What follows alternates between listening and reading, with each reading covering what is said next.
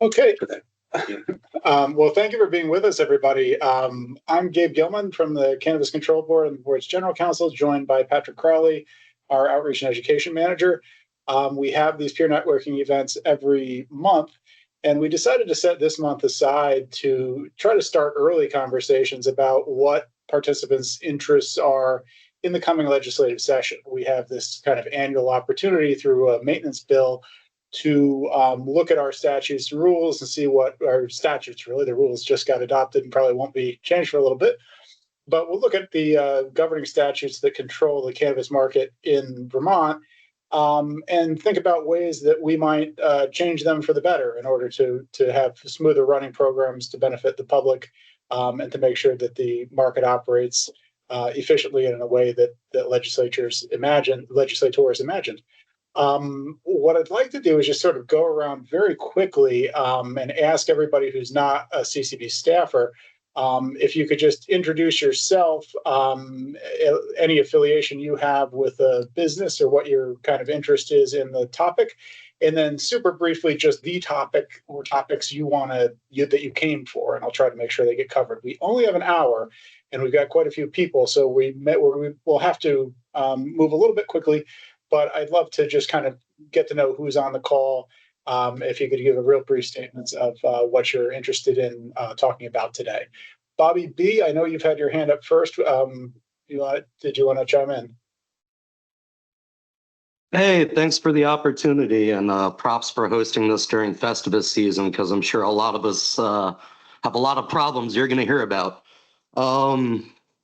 I'm the proprietor of Hot and Heady. We're a tier 2 licensed edible manufacturer.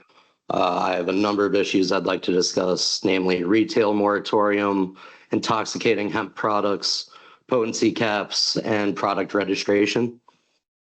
Should I go into details now, or do you want to circle back around? Why don't I list those out and just we'll go around and make sure we can have everybody introduce himself who wants to, and then we'll come right back to that. Thank you for raising those. Awesome. Thank you. And we'll use probably the best way to do this kind of as orderly as we can is with the raise hand function. And we'll just kind of go in order like that. And yeah, as we said, try and keep it a brief introduction to what you'd like to discuss so we can move it along quickly. Tito. Hi there, can you hear me okay? Yep. Tito Byrne from Byrne Gallery and Byrne Legacy. We have a retail store in Burlington and a tier 2 grow, as well as tier 2 manufacturing. Thanks, Tito. Bridget? Looks like Josh. Oh, I'm sorry. Josh Shaw, sorry, you're next. Hey, everybody. Thanks for having us. Yeah, Josh Shaw. I'm the owner-operator of Awella Gardens. We're a tier 1 in New Haven. A couple of things that I'm interested in hearing perspectives on are lab samples by harvest lot size. We have to pay the same amount as a tier 5 for every harvest lot, even though our harvest lot is significantly smaller. And doing so would allow the labs to potentially give us tier 1s or smaller tiers discounts. The other is direct to consumer, some sort of way for us as tier 1s who are trying to make it and support this market at a craft level, can get our products out there and make a little bit more profit. Thanks. Thank you. Next up is Bridget. Hi, can you hear me okay? Yep. Hi, so Bridget Connery, principal at Lucky You retailer in Burlington, Vermont, and we are particularly interested in talking about on-site consumption and special events. Thank you. Thank you. Thanks, Bridget. Next, I see Scott Sparks. Go ahead, Scott. Hi, I'm Scott Sparks. I own Vermont Bud Barn. I also have a tier 1 cultivation in the weeds. And I'm most interested in talking about the opt-in, opt-out to be able to spread retail a little more. I'd also like to talk about cannabis consumption, including events, concerts, weddings, etc. And then advertising pre-approval, ending that, growing the market with 10 milligram edibles, keeping them legal, and need to end the 60% potency cap. Thanks, Scott. Next hand I see is Dusty. Dusty Kinney from Modern Day Cannabis, Level 2 Manufacturing, and Cambridge Cannabis Company Dispensary. My biggest focus for this next year would be on public consumption and events.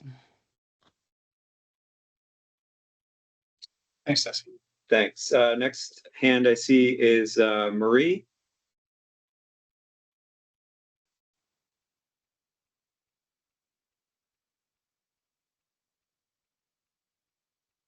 Marie, I see you're unmuted, but we're not able to hear you.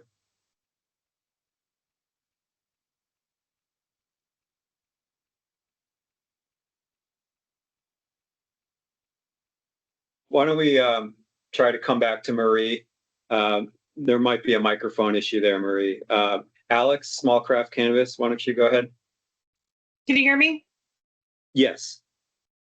Alex from Small Family Craft Cannabis. We're a tier 1 cultivation, tier 2 manufacturer. I think a lot of the topics have already been talked about: the direct to consumer sales, getting retail back open and on areas with less density, and then also incentivizing retailers who stock multiple brands. There are several retailers out there that stock, it seems like, their own and maybe one or two more. So some way to incentivize retailers that are stocking a lot of brands. Really digging into the co-op options for working on some of the tier 1 cultivation issues. It seems like every time it gets talked about, it doesn't really get put together well. Somebody already said the cost of bringing stuff to market with the cost of the lab testing, registration, etc. For us, also the insurance cost for having a business attached to the home, and then also public consumption areas. That is all. Thanks, Alex. Let's go to Elias. Hey, folks, can you hear me? Yes. Great, thank you. So Elias Collins from Cushies, as well as Up North Cannabis, a small tier 1 up in the Northeast Kingdom. And what I'd like to discuss today is, I think I would say, 3 main topics. I see really there's a number of topics being discussed across the board, and I tend to agree with and echo most of those topics. But what I've tried to do is really survey some other colleagues in the industry as well across all the verticals: manufacturing, cultivation, retail, and just take a survey and understand what are the top 3 topics that most people want to see achievement on. And then just trying to focus the conversation onto what is it most achievable in the 2026 legislative cycle, on just filtering down all of these different requests to some very achievable ones. And the ones that were the winners from the survey, which I would also echo as well, is stabilizing the market is probably the biggest one. With all these increasing number of retailers concentrated in specific areas, and so many retailers out there in these areas, I think for retailers specifically, it's taking a significant hit on the businesses. So we'd like to discuss how we can stabilize that market through various means. I think certainly stopping the overall stem and flow of retailers thrown into these areas would be one thing to take a step on, also looking at getting better adoption in the other underserved areas would be the second part of that. The other point would be growing the market. We're having the ability to sell 10 milligram edibles, which is kind of a standard across most of the legal states right now, would be a good one. And also giving us the ability by selling those larger potency edibles, competing with, other locations out of state that can sell into the Delta 9 market in those in concentration sizes. And the last one would be adjusting the consumption laws, recognizing that, we've had for decades now the acceptance of, people can, drink alcoholic beverages and smoke cigarettes in a number of areas, and that's just widely accepted. But for some reason, cannabis is still held as very taboo. So the at least the base that I surveyed are very intent on looking to adjust that as well. That's everything. Thank you for your time. Thank you. Next, Jordan Keegi.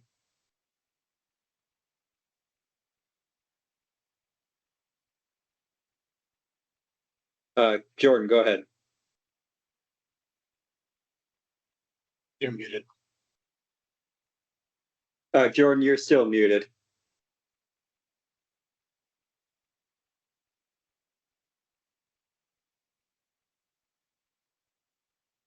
Okay, I'm sorry. Thank you very much. First and foremost, thank you for taking the time to listen to us today to begin with. We'd like to thank you for making the barriers to entry so easy for people. I'm a tier 1 cultivator as of 3 years ago who also was able to open up my own retail store last year because it was so easy and the format that you guys did. That being said, I want to underscore the point that we need to keep the retail market closed. It is the only thing that is actually keeping the market in place. And I personally wasn't aware of how much unmarketable flower there was. And then seeing these people come on these forums on a regular basis and saying they can't sell their products. That being said, I think focusing on maybe some of the stuff that you guys touched on last month, like basic business skills, and focusing on some of these smaller places that don't have the business background, and making that easier for them to market themselves. And then with that being in mind, maybe focusing on product registration and some of those minor things to make it easier to access the market and a little bit of quicker and financially easier as well. Thank you very much. Thank you. Thanks, Jordan. Next, Tree Frog Farms. Go ahead. Hi, I'm Doug Kolakowski, owner of Tier 1 Tree Frog Farms Outdoor. I was looking at the caps, label and packaging concerns, and interested in events and farmers market type sales. Thanks. Thank you. Amelia, go ahead. Hi, for the record, Amelia Mishi, owner of the Tier 2 Outdoor Grow Apollo Legacy, as well as a bud tender at Forbin's Reserve and co-founder of Green Mountain Patients Alliance. Some priorities that we're looking at are things such as consumption protection for renters, as well as people consuming in public, event permits. The Green Mountain Patients Alliance has some medical priorities that we have put forward every year. So we're going to be looking at the same, being given a prescription of opioids, automatically qualifying people for medical cards, reinstating some sort of medical cannabis oversight advisory panel, as well as reinstating the medical cannabis fund for the purposes of financial and technical assistance for registered patients, continuing education for both bud tenders and business owners. Yeah, thank you. Thanks. Next up, I see Lauren Andrews. Go ahead, Lauren.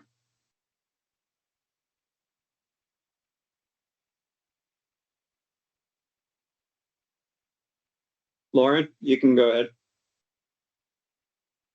Okay, can you hear me okay? Yep. All right. Yeah, this is Lauren Andrews with Capital Cannabis Company. I just want to mirror what I'm hearing from a lot of other people. wanting to talk about on-site consumption, creating catering licenses, being able to allow cannabis sales at events like concerts, festivals, and private events. We need to end dangerous and arbitrary 60% potency caps and edible caps. Those really interfere with our ability to be as competitive as we need to be. And certainly to fix the opt-in problem and fix consumption laws. And I would add ending advertising pre-approvals, which is a real barrier to doing business in a timely way. All right, thanks. Got Tito. Can you hear me okay? Yep. Okay, so I'd like to hear you guys talk about what is the thought behind taking the information that the RAND company gave us when RAND came and did the report on Vermont. They concluded that we would need about 490,000 square feet of canopy, and yet here we are at almost double it, and it feels like that's by design. Seems like something to go back and address, and I'd like to hear what is going on there, and as far as what the CCB is thinking. Next, the opt-in, opt-out has just been a disaster. It's got to be opt-out. We've got to switch it to that, and keep all these licenses closed until we can get the retail density spread out into these other locations. Consumption, I've made this a big point with our company, and consumption's got to be something that we figure out. It's ridiculous that we have a legal cannabis market, but nowhere that you can legally enjoy it except your home. No pre-approval on ads, like Lauren was saying, and another speaker. It just slows everything down so much. It's really tedious. Also, the compliance system just doesn't work for companies with multiple licenses. It causes a lot of headaches within our company, and then other companies get frustrated with us because on our end it's not working out. And lastly, just the fact that it seems like we're losing. It seems like we're losing to Massachusetts. It seems like we're losing to the black market, and it seems like we're losing to these national synthetic THCA, THCO, and all this other sprayed stuff that they're now shipping to every single state and passing it off as first quality flower. It's a real problem. Those are my points. Thank you.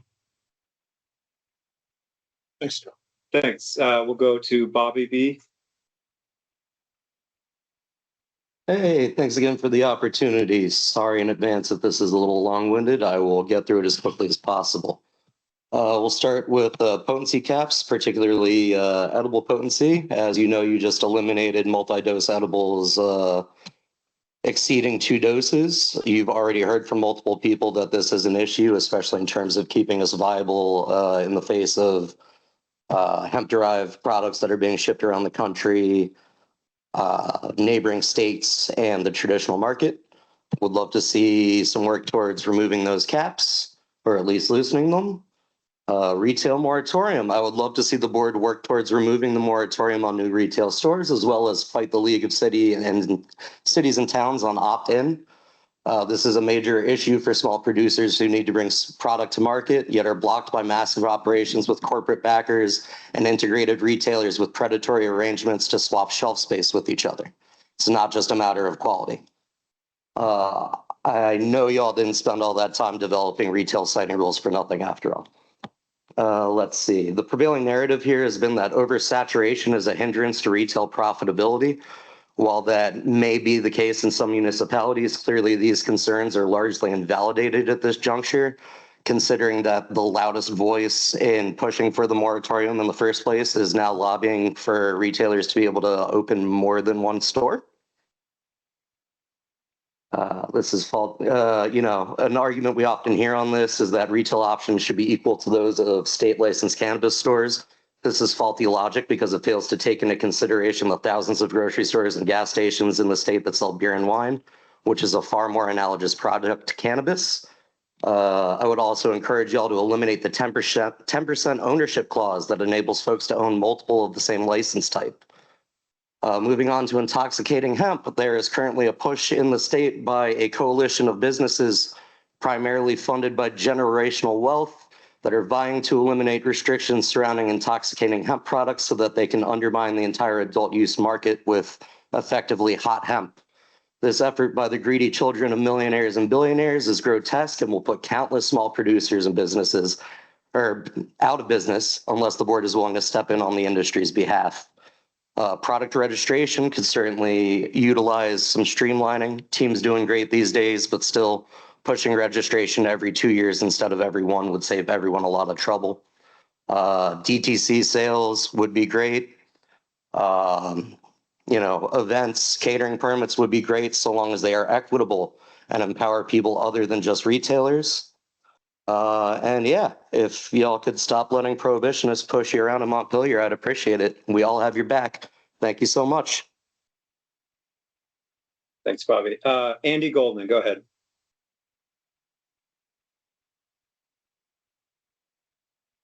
Oh, sorry about that.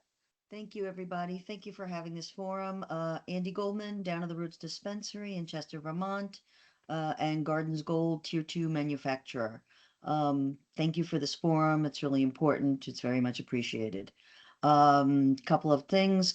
Would like to discuss public and on-site cannabis consumption laws, as others have voiced. We are absolutely for continuing stabilizing the retail market where we are concentrated. We hear everyone else who wants to see the market expanded. We would agree with that where we are not currently suffering from concentration, and I disagree vehemently with the last speaker saying that there were fallacious arguments about the concentration getting hurt. We're being compared to industries that don't have the overregulation that we do. Going to say something separate about intoxicating hemp. Well, we fully believe it should not be legal at the federal level since cannabis isn't. The fact that it is, the U.S. Constitution therefore says that it should be also legal with us, and we shouldn't be banned actually from selling those products that are federally legal while it's legal. I am against the federal legality of it. However, we are getting hurt. However, for the hemp products that we can sell, we should not be stopped from selling them by the CCB just because we are a licensed entity at festivals and other places where everyone else who is not a CCB licensed entity can legally sell those. We are constitutionally being stopped from doing what others can do. We have been given no reason, and the advertising laws are being used as a way of not allowing us to do it because we can't state the makeup of the festival, but then others are competing against us. And as we're hurting, we should be able to have this commercial activity not prohibited by the CCB effectively through its advertising rules. We should please end pre-approvals, just like every other state that has been open for more than 1 year has done. We should end potency caps. We would love to see the CCB do some public service announcements about the superiority of Vermont cannabis over other states, and definitely that it would be safer to buy Vermont cannabis from legal dispensaries rather than illicit where it's not required to be tested. We would like to see switching from opt-in to opt-out. We'd like to see the CCB help to stop the illicit markets. And in stabilizing the retail markets, we are very much against allowing non-dispensaries to sell directly to consumers. That would just exacerbate the problem. Thank you again for having this forum. Thanks, Andy. All right, Ashley Bowen, go ahead. Hey, I'm Ashley Bowen from Emerald Visions. I pretty much want to echo everything that Bobby said so perfectly. I think that ending the retail moratorium is like the most important thing that we could do for this industry right now. There are so many underserved areas in our market where the legacy market still thrives and current retailers do hold monopolies. I think that events would be an attainable thing that could also help the market. Public consumption could really help the market. And I think something that could be a really easy ask would be to increase the possession limit from 1 ounce to 4 ounces, and it would increase all of our sales. And I don't think that anyone on any side of anything could be against that. And that's it. Thanks, Ashley. Murray, I see your hand up again. Go ahead.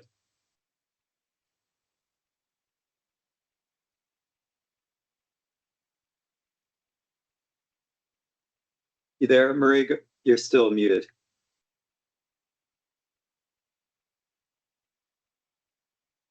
All right, we're going to jump down to Mariah. Hi, I'm Mariah Barrows. I work at the Herb Closet. And I think since we all work so hard on the inventory tracking, it would be cool if we could get some of that data back in some format. That's it. Thank you. Marie, you there?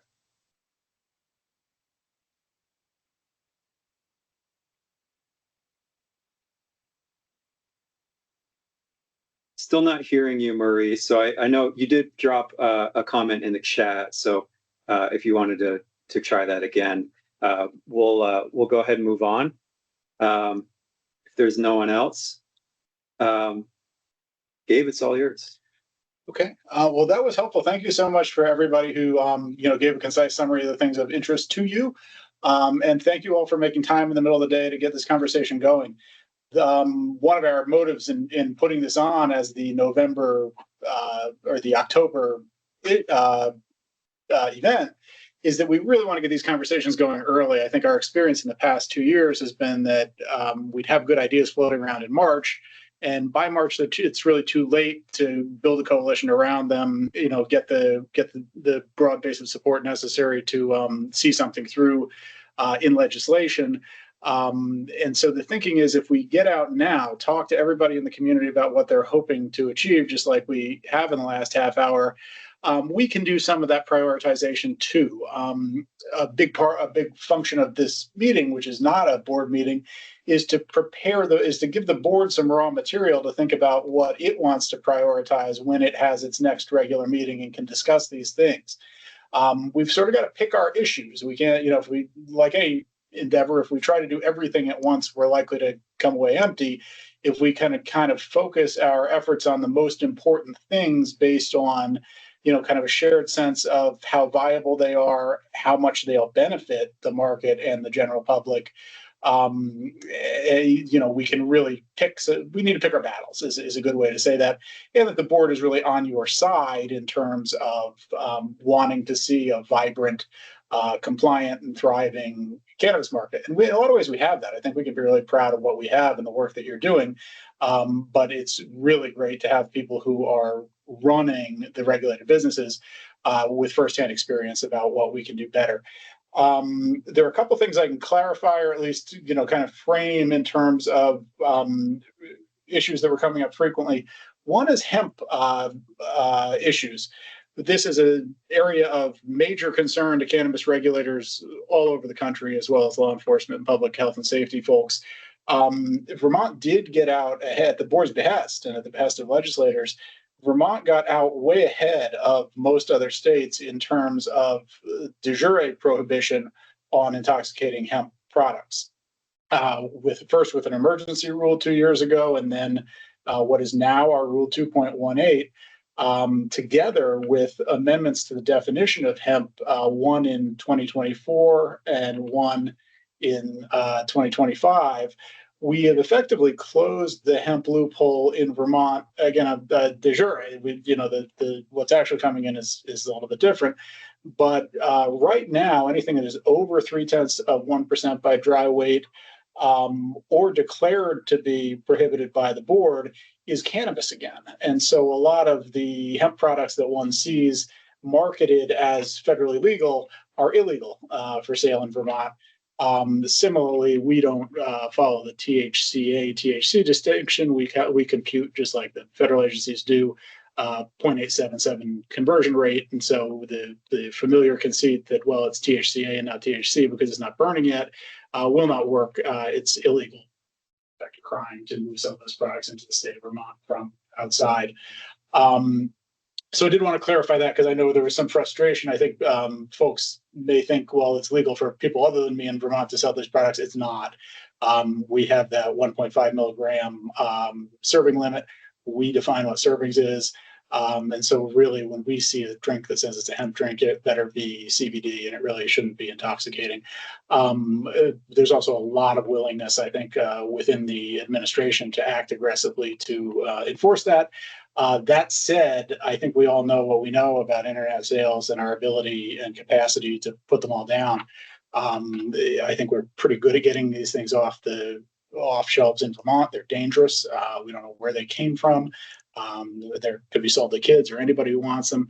But it's going to take congressional action, I think, to correct the big picture problem. But we're trying. And we have seen this risk coming. And I think it's something the board is very much attuned to. So we appreciate and share your concerns about getting some parity with hemp, or at least preventing hemp for presenting the public health and safety hazard that it does right now. Other things that were topics of consistent interest were event permitting, site permitting, consumption issues, and direct sales and co-op models. I think those are all really interesting topics where I think we're kind of looking to feel for some consensus about what might people be hoping to see, and where do we have models that we might follow from other states. We know some things from past sessions, such as, the administration, I think, has a lot of concerns about highway safety when it comes to expanding access to cannabis at events. And we need to take this seriously and kind of, in order to keep everybody on board and make sure that we have a bill that, would not induce a veto and that would actually be able to get the support it would need to become law. I think we need to think about the other interested constituencies and how they have been satisfied and had their concerns taken into account in other jurisdictions. So, if we have viable event permit or catering permit proposal, it necessarily is going to have to talk about highway safety and how do you make sure that impaired people aren't leaving the event driving a car and that kind of thing. These are issues we've tackled, and I think people talk about this in terms of alcohol all the time. We have come to our truces with intoxicating things, but we need to figure out what those truces are going to be that folks could really all agree to. A lot of concern about the retail moratorium. That's really a regulatory issue in the sense that meaning it goes to rules rather than statutes. At this point, the board has its instruction from the General Assembly to come up with sort of more nuanced citing rules. The timeline for that is probably summer. That those should be landing. I know a lot of people are very interested in when's the moratorium going to be ready to be lifted with an appropriate consensus rule about citing in place. That's probably summer. And then we've recently settled a lawsuit challenging the state constitutionality of the advertising regulations that the General Assembly implemented with the adult use market.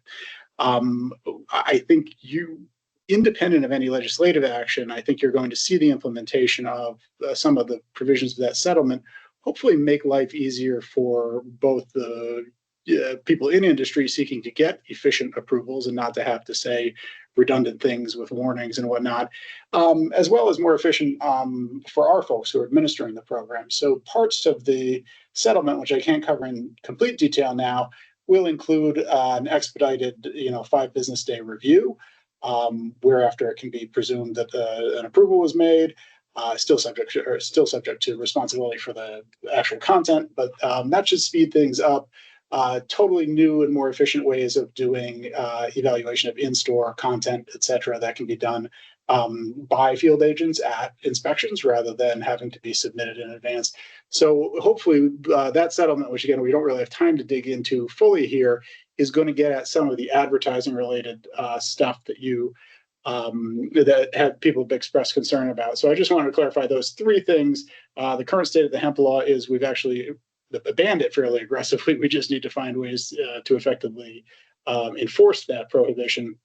a advertising settlement will hopefully address many of the concerns that were raised about advertising, and the retail moratorium should eventually be ready to end when there's a consensus rule, and that continues on track. So I would love to hear, anybody who's had positive experiences with or experience with efforts at event permitting or site permitting, in other states or jurisdictions, or has an idea of what you might hope that Vermont's looks like. I think there's a lot of feeling in the industry and elsewhere that getting this right could be really good for tourism and economic development, could allow people in the industry to share by way of tours and that kind of thing, what they're doing and the kind of artisan nature of the work that they're doing with tourists and visitors and enthusiasts. So, that has a lot of promise. It also makes a lot of people nervous in terms of, what's the role of locality going to be? Who's going to be in charge of it? Who's going to insure it? Are you going to have some kind of a dram shop accountability for what happens if people leave impaired? So those are all the questions that come up when you start that conversation, and we want to be ready to have answers to them. And again, back to my calendar pitch, we're hoping to really get everybody built around issues of common interest that seem to have legs early, so that my dream is we go into December or start ending December with an idea about, the community has its priorities, the board has its priorities, where do they overlap, and where does everybody share a sense that we can all row in the same direction and do some good for the state and the industry. So that's what we're up to. I see some hands have gone up, so I'm going to stop chattering, and I think Elias was first up. Yeah, we'll go through some of the hands that have been up. Elias.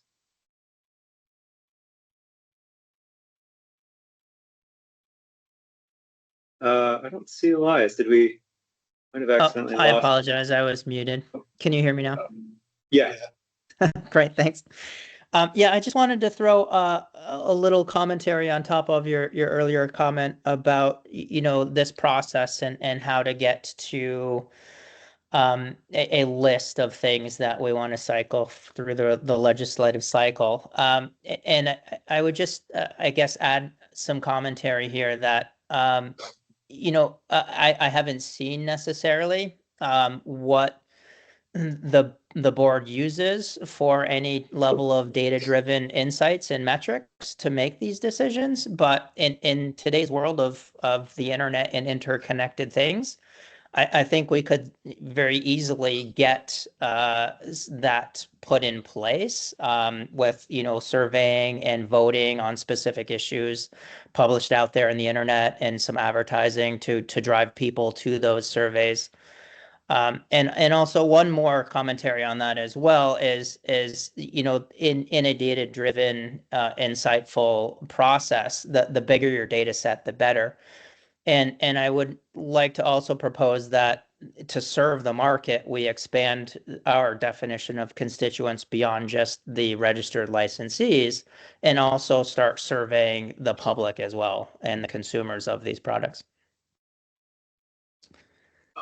Appreciate that point, and it's one I'm really grateful you made. When we think about what's going to work, we got to think about all the other folks that aren't on this call, who are in the public health community, who are, sometimes in the public education community. I see my friend Tim Egan there, who's involved in the higher education. So a whole lot of stakeholders, and we do sometimes get, that's a really helpful reminder that we sometimes get in this bubble where we're talking to people just like ourselves. And we forget that we got to get buy-in from all these other areas. So thank you for that reminder. Marie, let's try Marie again. Okay, can you hear me? We can hear you now. Thank you. All right. If you don't succeed, try again. That's the lesson today. Okay. My name is Marie. I'm with Grow by MJ Cultivators. It's been a long road for me to get to this point, and I'm finally looking forward to being able to have my first harvest brought forth probably late this year, early next year, right before my renewal.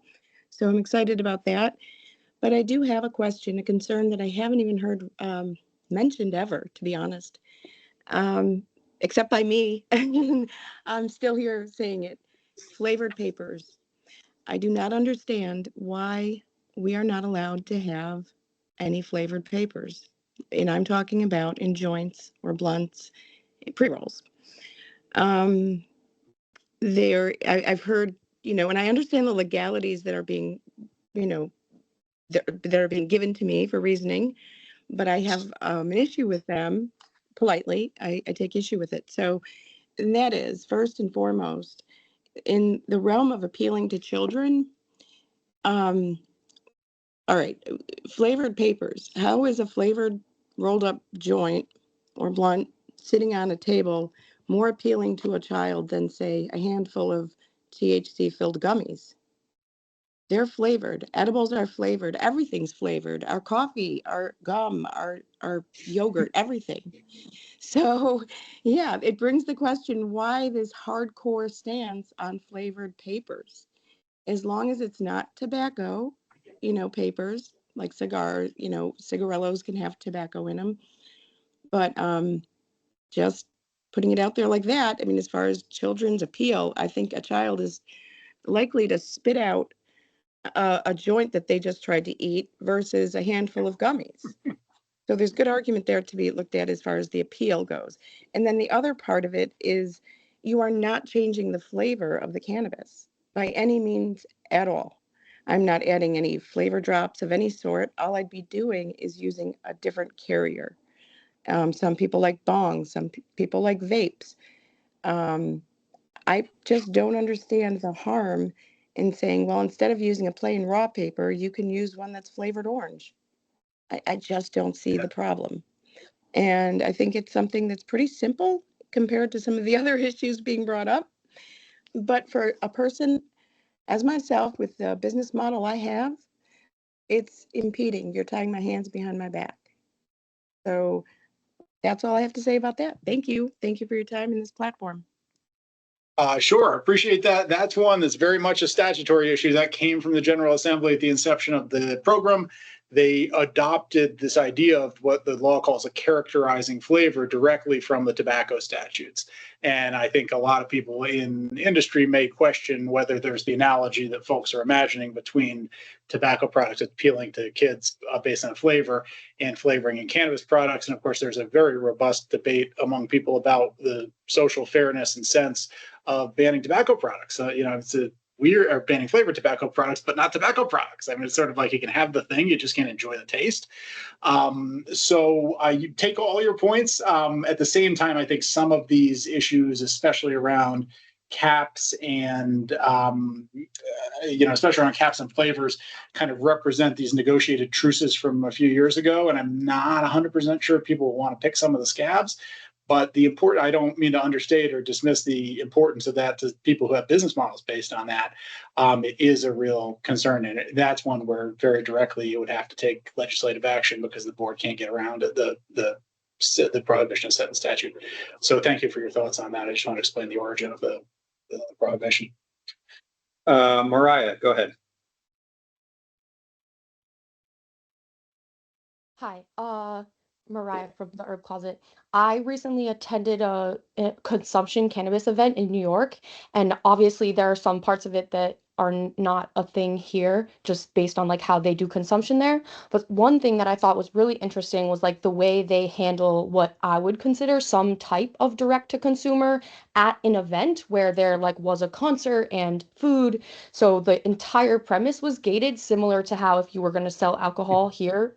But every grower or manufacturer, they all had a booth, and from that booth you could order via QR code their products from a retailer that had their place outside, that had their POS with their inventory tracking. And all of the inventory was kept in one secure tent. So the only place you could physically purchase cannabis from at the event was one place.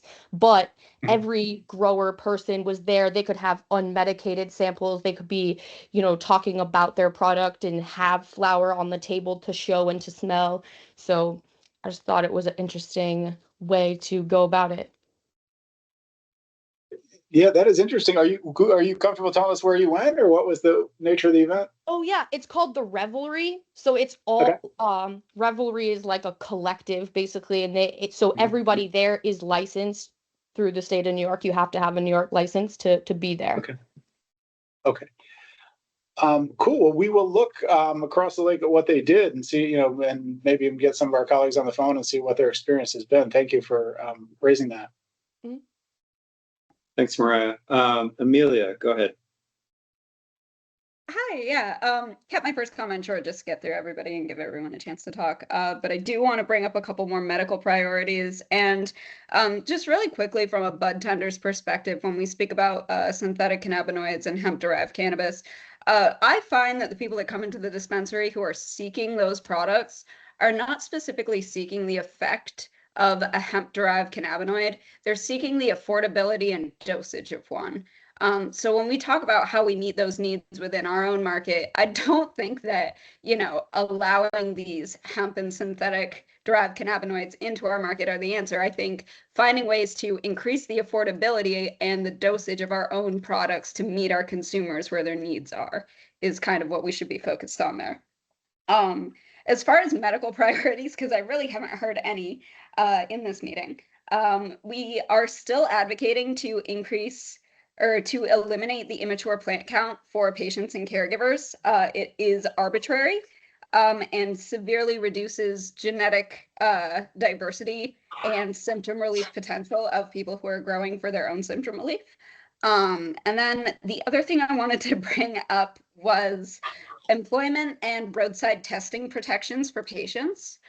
We don't see a ton right now of, roadside testing issues, but I know that as we continue in this market, we are going to see a lot more of that. And I do think that there need to be protections written into the legislation for patients specifically.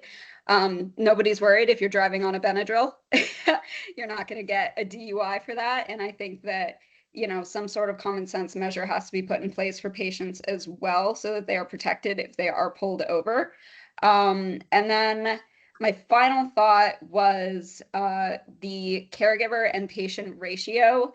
We have been advocating to raise that ratio for a long time, and we did get the ratio raised a tiny bit.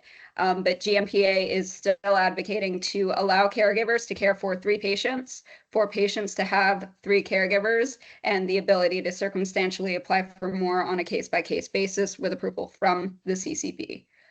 So yeah, those were, also, just a side note, offering the mandatory flyer to every single customer that comes through the door every single time they make a purchase, for our regulars, people who have maybe come into the store 60 to 100 times, they get very, very angry the more you offer them the flyer. They cut you off, they interrupt you. It is not a good experience for either person on there. So I would say that maybe the first time someone comes into a dispensary, they should absolutely be offered the state mandated flyer. And I know that this is very much a Department of Health sort of guided bit in our legislation. But I really, really would love to see that change so that we, as the bud tenders and the people who are actually dealing with this bit, aren't getting attitude from our customers every single time that we offer them one. Yeah, so those were my only thoughts. Thank you. Okay, appreciate that. There was a lot in there. I'll be as brief as I can. With regard to roadside stuff, it's unlikely to be something that the board can get into in its own bill, because it would have to go into the titles 23 and 13, the driving and criminal titles, which the board kind of doesn't have say over. Right now, it actually is a violation of the driving while intoxicated law to be affected or impaired to any degree, no matter by what substance. So if it is Benadryl, the problem isn't as legal; it's very hard to detect. But people on benzodiazepines and Benadryl and whatnot can be charged with impaired driving. It's just harder to detect. So I take your point, but just wanted to clarify that because of the title it lives in, that one's going to be hard for the board to pick at. Doesn't mean it's not an important issue, but it does mean it's probably outside the realm of what we can put in the miscellaneous cannabis bill or recommend to be put in it. And as far as caregivers and expanding the ratio, as well as expanding the immature plant count. That's definitely something that can be thought of. I can tell you the practical impediment from public administration point of view, I think, is that just the opportunity for tax avoidance. If somebody's using some of those ports for illegitimate purposes, I don't think there's much reason to be concerned if people are using them as intended, that there's, all those benefits you're talking about probably are there. That's just sort of the way, that's why things I think are landing where they are so far. But thank you for raising all of those points. We'll put them on the list. Tim Egan. Tim, thanks for joining. Gabe, Patrick, thank you. So I wanted to address two roles that I serve. On behalf of the chapter director of Vermont Normal, I want to echo the sentiments that I heard of a lot of folks talking about making sure that we're ensuring patient access and affordability, that we're working hard as a state to allow farmers and growers more access to markets, potentially through special event licensure, and as well safeguarding synthetic cannabis. So that's sort of my echoing what seems like everybody said, but our organization supports that. So does my dog there. Sorry about that. On behalf of Vermont State University and the Cannabis Studies Program, I applaud what you're doing, and I'd like to offer the university's assistance if our students or our interns can help with research, outreach, or coordination of information and events in any efforts to educate the legislature on behalf of the cannabis industry. Our university and our 5 campuses and our Cannabis Studies Certificate Program is here to support the industry and the control board. Appreciate that. Thank you. You got students, we got projects. So I know that you are in touch with board member Hilbert quite a bit. And so I'll leave that to you guys, but that's a good relationship to have. And we appreciate the work you're doing at the university. Thank you. Thanks, Tim. Andy Goldman, go ahead. Thank you. 2 things. It is definitely hard to reach consensus with different constituents, but I am hearing some consensus on there not being a moratorium where we are underserved. So I think that is one place where you can find both dispensaries and cultivators and manufacturers actually having a consensus. As far as how we can do that, whether it be the opt-out or etc. But I think there is something there that we're all missing. It's not just one or the other. We can open up underserved areas, and there are many underserved areas. As far as comments about monopolies, there's a reason why most of the states that are legal in the United States for adult use have limited licenses, even for medical. This isn't just a Vermont thing, and there's reasons for it. I wish we were a monopoly. I could tell you that our sales are down 30 to 40% due to year over year due to overconcentration in rural areas like we are. On the CBD, I do want to clarify something and make an important point. We are looking to be able to sell legal hemp-based products that we can legally sell in our store, sell it outside our store, like other entities that are not licensed can do at fairs or other locations. We're not looking to sell at other locations what we can't already, that isn't legal in Vermont and that we can't already sell in the store. We are de facto being stopped from doing that because we're being told, okay, well, that's advertising. You have to get that. Even if the advertisement itself can be passed, if we cannot prove that a particular festival in advance will be under 21 years old, less than 15% under 21, we can't sell what everyone else can legally sell in Vermont. So I want to be very specific about that. And I think that's an unintended issue, and that's not fair to us that we can't do a legal activity that everyone else can do in Vermont just because we're a licensed seller of cannabis. We're not selling cannabis. We're selling legal CBD products. Why can't we do that? The CCB is not allowing us to do that. Thank you. The products you're talking about are under 1.5 and the other rule 3. Absolutely. Okay. Yes. Yeah. I think the reason that lands is the kind of foot traffic rule. And so if you had if you didn't use common branding or you had a separate corporation, you could certainly do what any other corporation could do. But why can't, all you're doing is asking us to have more costs. We're a hurting, ailing industry. You're hearing that from everyone here for various reasons. Why should we have to have a separate company to sell an already legal product in the state of Vermont outside of our store? We're not advertising, we're not selling cannabis. We're not advertising cannabis.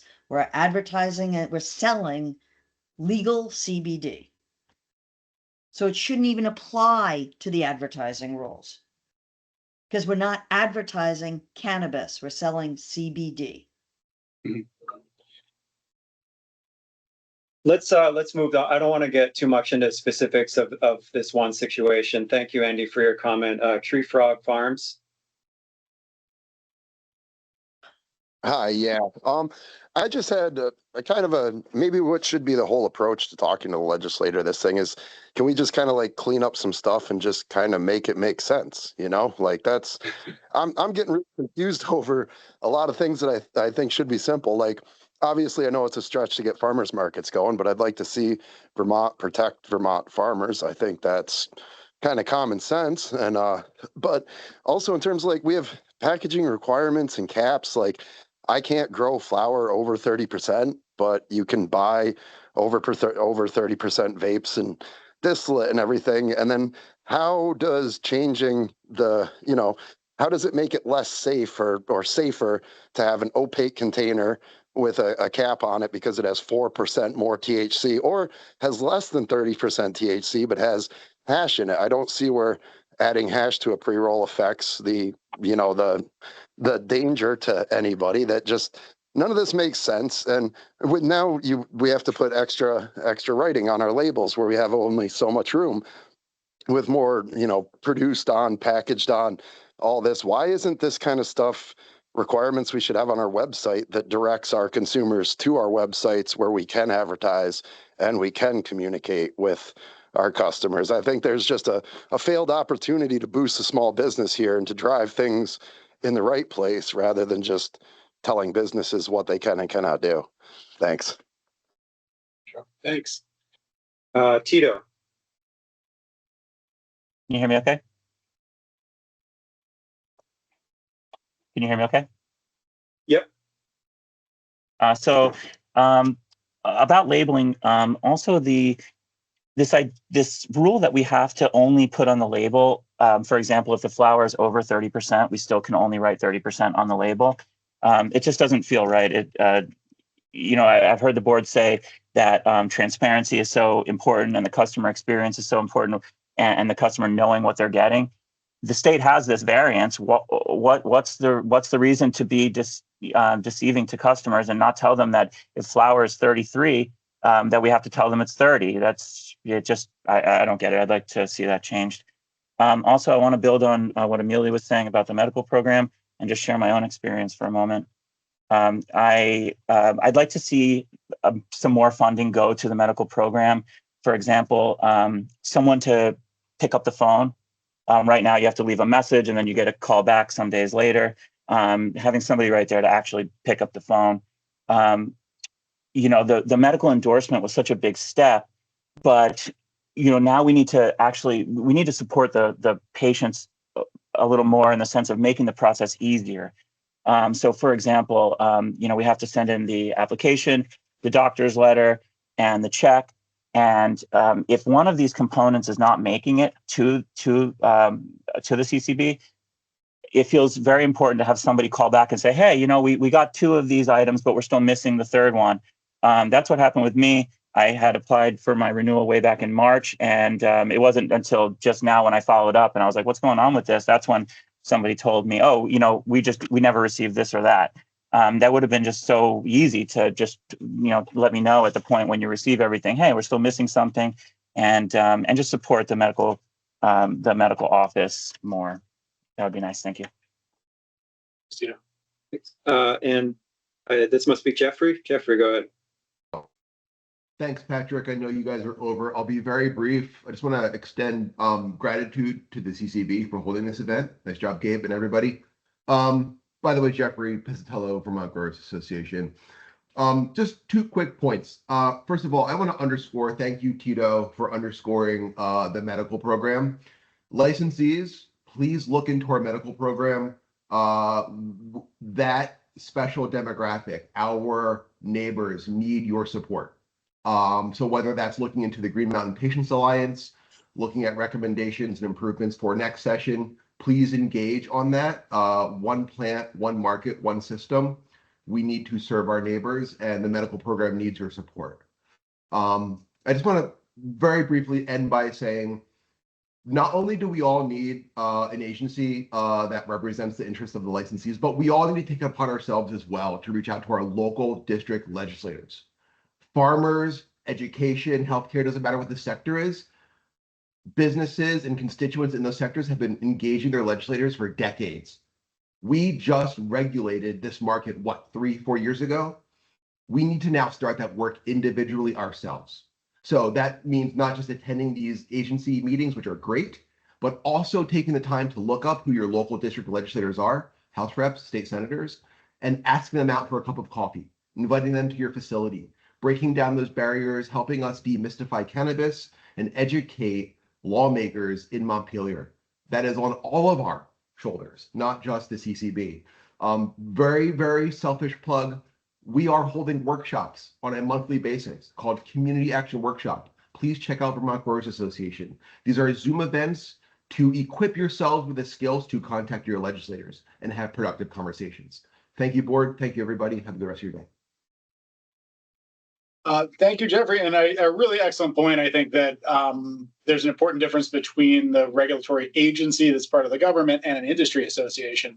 And I think, especially in licensing agencies, sometimes folks look at the agency and think, well, you're not a very good industry association.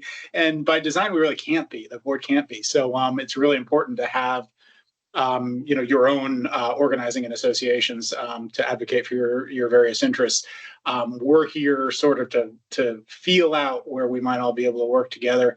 And I think this has been really helpful. The purpose was to, tee up the board at its coming regular meetings to decide what's ripe for trying. So thank you so much to all of you for participating today, sharing your thoughts. I know it can feel a little bit redundant and feel like you're hitting your head against a wall, but we're hitting our heads 3 months earlier than we did in the past 2 sessions. And so we might be able, to get to the end of December with some consensus issues. That's my hope. And it's so helpful for you to take time out of your day to help us get there. Thank you. All right. So it's been a little more than an hour, so I think we'll end it there. Thanks again. This has been a great opportunity to just listen to everyone. So have a great rest of your day.